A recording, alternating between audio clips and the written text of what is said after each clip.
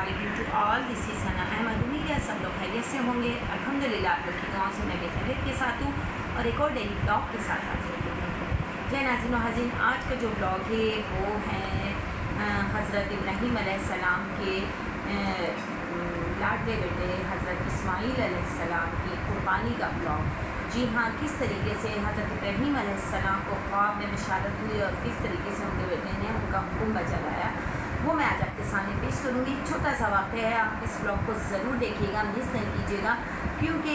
جو عید الاضحیٰ ہے وہ سنت ابراہیمی ہے، اور یہیں سے قربانی کا جو سلسلہ ہے وہ اسی واقعے کے بعد سے شروع ہوتا ہے، اور اللہ تعالیٰ کے حکم سے ہر سال مسلمان لاکھوں کروڑوں کے حساب سے جانوروں کو ذبح کرتے ہیں اللہ کے نام پر، اور قربانی کا فریضہ سر انجام دیتے ہیں، اور یہ امت مسلمہ کی یکجہتی کا ایک بہت خوبصورت طریقہ ہے اور خوبصورت جو ہے وہ ایک اجتماع ہو جاتا ہے۔ تو آئیے ہم اپنے سبق کا باقاعدہ آغاز حسب معمول تعوذ و تسمیہ سے کرتے ہوئے اللہ تعالیٰ کی سب سے پہلے میں حمد و ثنا کرتی ہوں۔ اعوذ باللہ من الشیطان الرجیم، بسم اللہ الرحمن الرحیم۔ بے شک تمام تعریفیں اللہ تعالیٰ کے لیے ہیں جو مالک سارے جہاں والوں کا، روز جزا کا مالک۔ ہم تیری ہی عبادت کرتے ہیں اور تجھ سے ہی مدد چاہتے ہیں۔ ہم کو سیدھا رستہ چلا، رستہ ان کا جن پر تو نے انعام کیا، نہ کہ ان کا جن پر غضب ہوا اور نہ بہکے ہوگا۔ الہی قبول فرما، آمین ثم آمین۔ جیسا کہ ہمیں معلوم ہے کہ اور یہ بات مسلم بھی ہے کہ پیغمبروں کا خواب بھی وحی کے حکم میں آتا ہے۔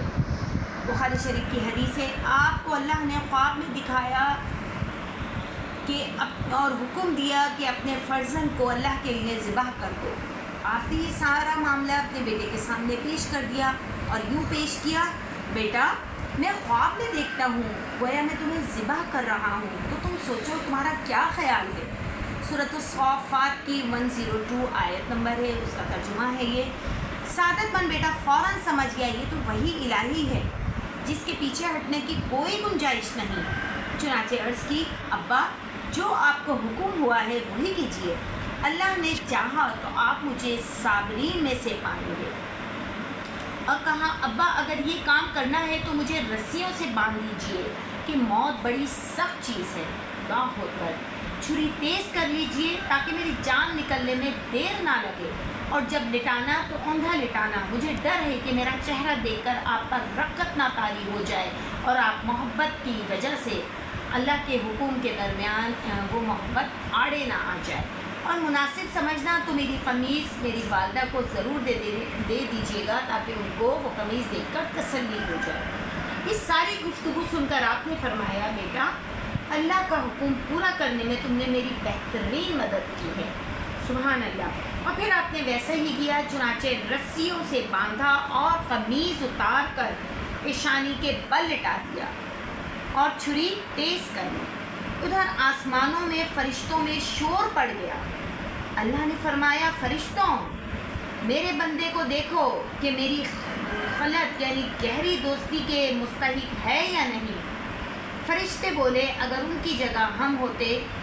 تو ہرگز صبر نہ کر پاتے۔ پھر جب آپ نے حلق پر چھری چلائی تو اللہ نے اس دھار کو الٹ دیا، اس لیے اس نے کچھ بھی نہ کاٹا، اور آسمانوں سے ندا کر دی گئی کہ اے ابراہیم تو نے خواب کو سچ کر دکھایا، ہم نیکوکاروں کو ایسا ہی بدلہ دیا کرتے ہیں۔ بلا شبہ یہ سری آزمائش تھی اور ہم نے ایک بڑی قربانی کو ان کا فدیہ دیا۔ سبحان اللہ۔ اب یہاں معاملہ آ جاتا ہے کہ خواب میں حضرت ابراہیم علیہ السلام نے حضرت اسماعیل علیہ السلام کو دیکھا، اور حضرت اسماعیل علیہ السلام بہت چھوٹی عمر کے تھے، اور خواب میں دیکھا کہ میں ان کو ذبح کر رہا ہوں، تو انہوں نے اپنے بیٹے سے، دیکھیں ناظرین و حاضرین، انہوں نے اپنے بیٹے سے پہلے اجازت چاہی کہ بے شک یہ اللہ تعالیٰ کا حکم الہی ہے، لیکن وہ بیٹا جو اپنے ماں باپ سے بے انتہا محبت کرتا تھا، لیکن اس کو اپنے اللہ تعالیٰ سے بھی بے انتہا محبت تھی، ظاہر نبی کا بیٹا بھی نبی، تو چنانچہ انہوں نے بولا کہ بغیر کوئی رنج و علم کے آپ مجھے ذبح کرے، اور انہوں نے اس کا طریقہ بھی آسان کر دیا، ان کو بتا دیا، اور اس طریقے سے حضرت ابراہیم ابراہیم علیہ السلام نے کیا، اور اللہ کے حکم سے پھر جب وہ اللہ تعالیٰ کے حکم پر پورا اتر آئے، انہوں نے وہ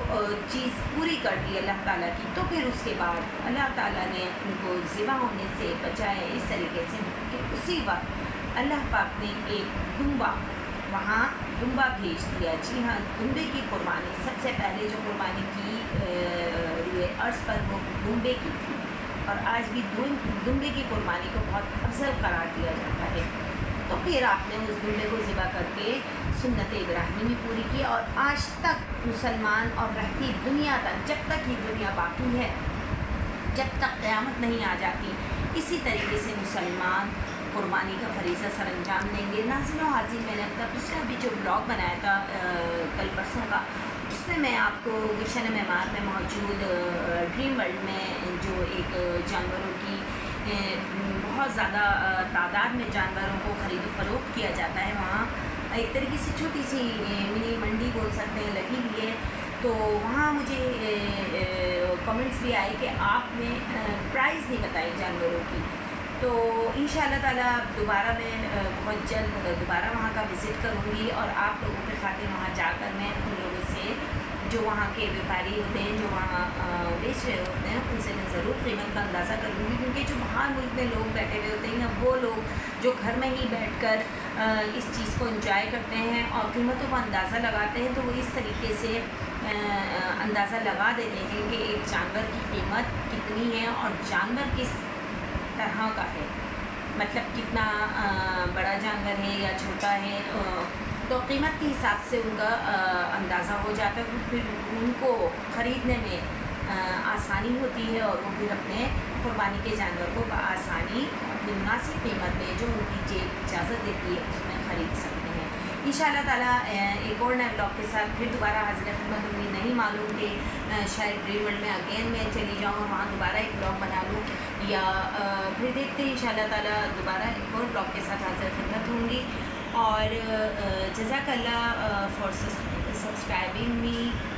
کامنٹس پلیز ضرور کیا کریں تاکہ اس سے ہمیں پتہ چلے کہ ہمارے جو یوٹیوبرس فیملی ممبرس ہیں